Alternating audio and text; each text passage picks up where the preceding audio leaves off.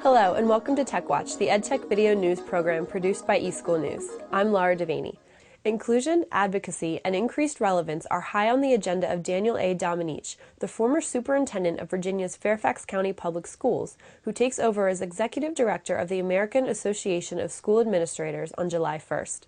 Here's part 2 of our interview. So are you happy with the current demographic composition of AASA, or do you think they need to start recruiting some younger administrators, and what are some of your plans for doing that? Oh, absolutely. You know, I was 32 years old when I first became a superintendent, so I know what it's like, to go into a job that you know nothing about, So absolutely, our young superintendents are an important part of our future. And just as I was mentored and supported by my fellow superintendents, and as I grew in the superintendency, we need to be able to set the kind of support system in place to help our young superintendents succeed. We are also very concerned about the diversity of the superintendency. Even though we've seen changes over the last couple of years, the reality is that today still the majority of superintendents are white males. And that does not reflect the demographics of the populations that we serve. We don't have enough women in the superintendent, and we certainly don't have enough minorities in the superintendency.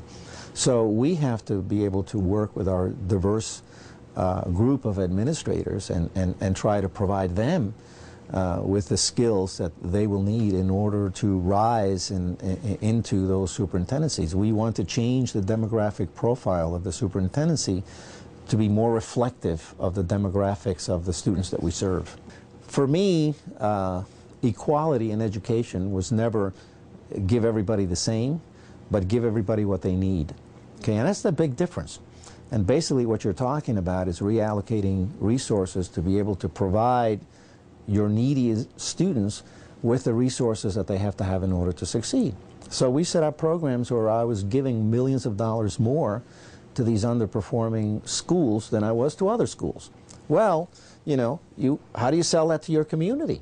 Okay, I mean, the people in the other schools are saying, whoa, wait a minute, you're taking money away from me to give it to somebody else?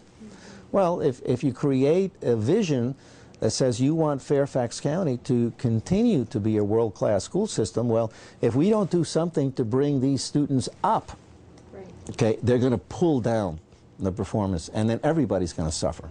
Property values are going to suffer.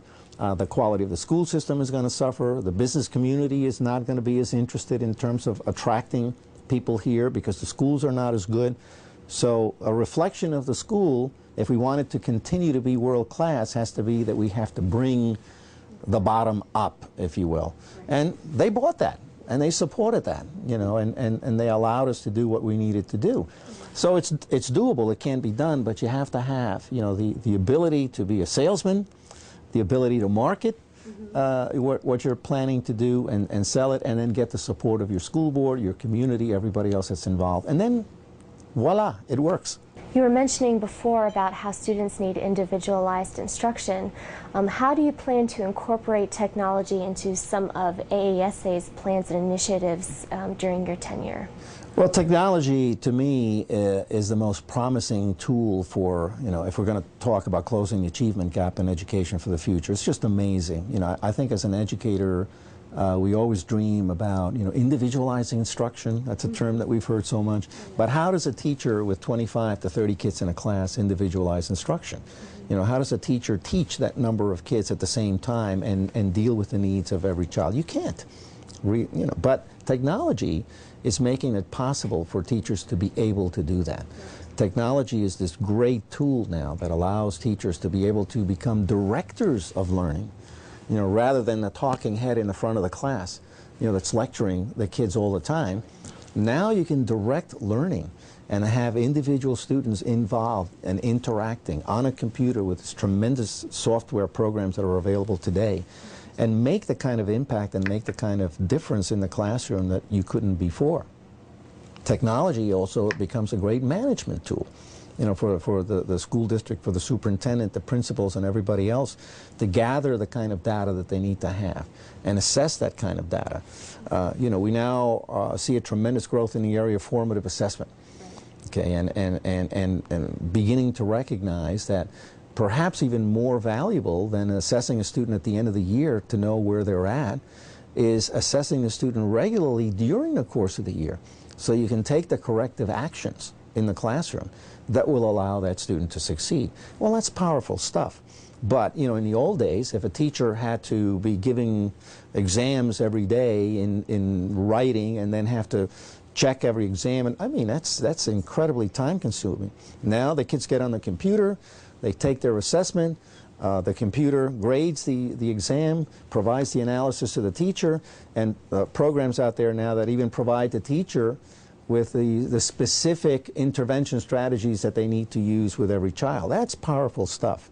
And as we begin to take advantage of that, we're going to see major changes.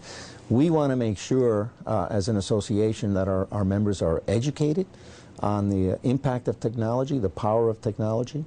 We want to use that as a way of communicating with our members. Right now, we have as many as 7 online newsletters that we provide our members with, some of them geared, you know, to the specific needs of superintendents, the rural superintendent, the urban superintendent, the finance, the advocacy side, all of these things. So, you know, what an incredible, powerful tool we know, you know, communications to be, and technology is making this new world possible. This interview can be viewed in its entirety online at eSchoolNews.com. eSN TV, your #1 source for video news and information from North America's leading EdTech publications, from the world's foremost EdTech website, the eSchool News Network, America's EdTech authority. Watch eSN TV. Encounter the field's most fascinating personalities, the innovators who are turning the old school into the e-school. Watch eSN TV. Meet notable educators, advocates, and leaders. Watch eSN TV. Get real-time coverage of EdTech's most important gatherings. Stay up to the minute. Get the EdTech news and information you need to succeed. Watch eSchool News TV.